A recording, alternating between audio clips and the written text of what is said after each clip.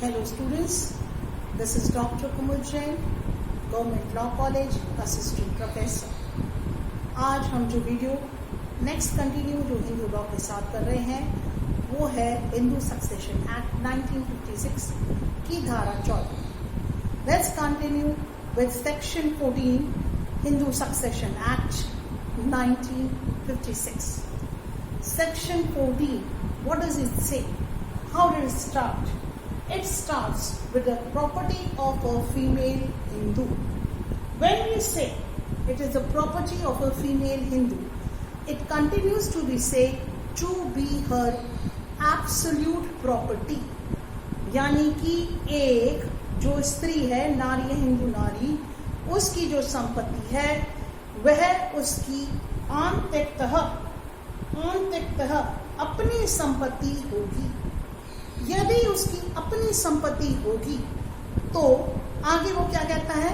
Section 14 continues that, section 14(1) continues that कोई भी जो संपत्ति है किसी फीमेल हिंदू ने जो अर्जित की है, चाहे वह बिफोर या आफ्टर 1956 यानी कि प्रारंभ या पश्चात 1956 के पूर्व, 1956 से पूर्व या पश्चात जो उसने अर्जित की है, वह उसकी संपत्ति पर उसकी फुल ओनरशिप रहेगी. She will be the full owner and not the limited owner. Full owner और लिमिटेड ओनर यानी कि वह पूर्ण स्वामी रहेगी और ना कि वह. यहाँ पर उसे पूर्ण स्वामित्व मिल गया और ना कि परिसीमित स्वामी. परिसीमित स्वामी यानी कि वह कुछ रेस्ट्रिक्शंस होते हैं, कुछ रेस्ट्रिक्शंस दिए जाते हैं, कर दिए जाते हैं उनके अंतरण के नियम के अनुसार. She can not alienate the property. There are some terms and condition. When she is the full owner, so 1956 section 14 and she is the full owner. इसका जो एक्सप्लेनेशन है, क्योंकि ये जो स्पष्टीकरण दिया गया है ये बहुत इंपॉर्टेंट है एग्जाम पॉइंट ऑफ व्यू से. स्पष्टीकरण में ये जो प्रॉपर्टी है, एक और बात, प्रॉपर्टी चाहे चल हो चाहे अचल हो, वेदर इट इज मूवेबल और immovable, both the properties are included in the property. Now how the property, how she acquires, the modes of acquisition, यानी कि वह किस प्रकार से इस संपत्ति का अर्जन करती है, यह स्पष्टीकरण में दिया गया है. स्पष्टीकरण बहुत इंपॉर्टेंट है क्योंकि किसी भी प्रकार से उसने जो अर्जित की है संपत्ति, वह संपत्ति में उसका फुल ओनरशिप रहेगा, पूर्ण स्वामित्व रहेगा, कोई उसमें किसी भी प्रकार का रेस्ट्रिक्शन नहीं होगा. लेट्स सी कि जो प्रॉपर्टीज है वह उसके पास किस प्रकार से आई है. लेट्स सी फर्स्ट, जो पहला तरीका है वो है इनहेरिटेंस, यानी कि यदि कोई संपत्ति किसी हिंदू नारी को विरासत द्वारा उसने पाई है. दूसरा और लगा हुआ है यहाँ पर, जो दूसरा है वह डिवाइस है, यानी कि उसने वसीयत के द्वारा प्राप्त की. जो तीसरा है यानी कि उसने विभाजन द्वारा प्राप्त की है, वह तीसरा मोड. नेक्स्ट है और इन ल्यू एरियर्स ऑफ मेंटेनेंस, भरण पोषण के जो एवज में यानी कि बदले में, अथवा भरण पोषण का बकाया. तो तीसरे के बाद यहाँ आप ये चौथा लिख सकते हो, भरण पोषण के एवज या बकाया में भी वह उसकी प्रॉपर्टी है.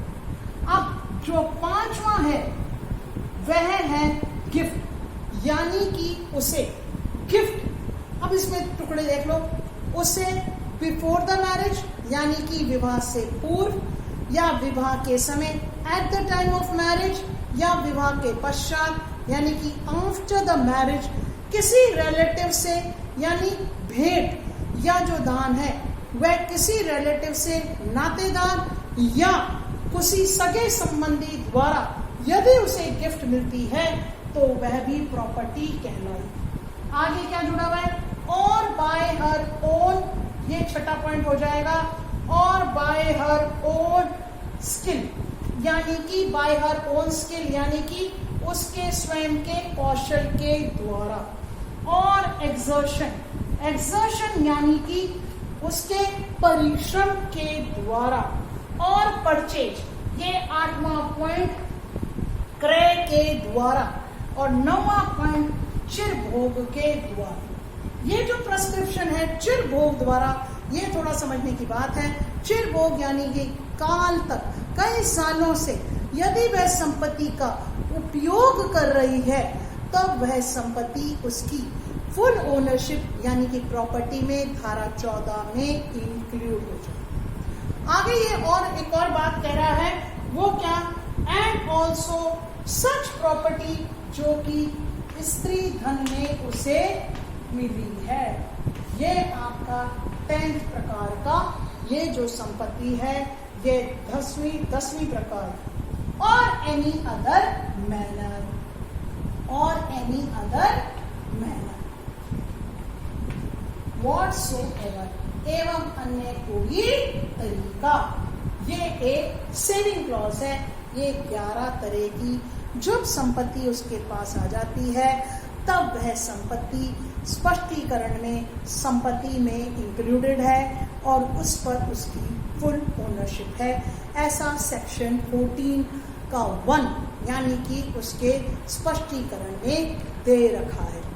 यदि सेक्शन 14(2) देखा जाए तब यहाँ पर एक तरह से अपवाद के रूप में काम आ रहा है।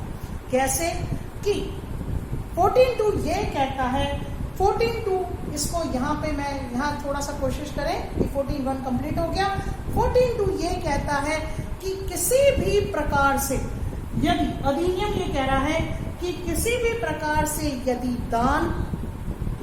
दान, वसीयत या कोई ऐसा इंस्ट्रूमेंट है, ऐसे कोई तरीका है, ऐसा कोई लिखित में दे दिया गया है, तब वहां उस दान में, वसीयत में या लिखित में कोई कंडीशन डाली जा सकती है जहां उसे लिमिटेड ओनरशिप के द्वारा किया जा सकता है, बंधित किया जा सकता है, बाधित किया जा सकता है। ऐसी कोई कंडीशन कि फॉर एग्जाम्पल इसका अन्य किसी व्यक्ति को क्रय नहीं किया जाएगा। ऐसी यदि संपत्ति, 3 ध्यान रखना कि क्या, यदि कोई संपत्ति उसे कहां से प्राप्त होती है, गिफ्ट में, विल में यानी कि दान में, या उसमें दान में, वसीयत में या अन्य किसी लिखित में यदि उसे कोई पाबंद कर दिया जाए तब वहां पर उसकी लिमिटेड ओनरशिप रहेगी, ना कि फुल ओनरशिप। इस तरह से यह धारा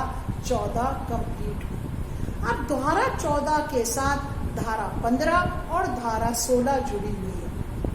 यदि धारा 15 को देखा जाए तो वह कहती है general rules of succession in case of female humans, और वहां A to E जो क्लॉजेस दे रखी हैं वह एक प्रकार से एंट्रीज हैं, यानी कि clause A, clause B, clause C, clause D, clause E।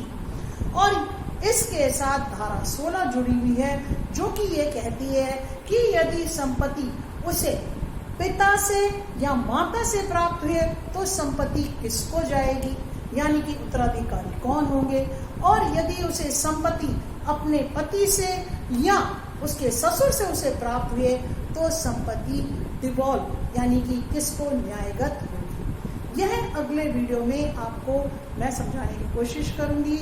Thank you so much, take care और बी सेफ एट होम।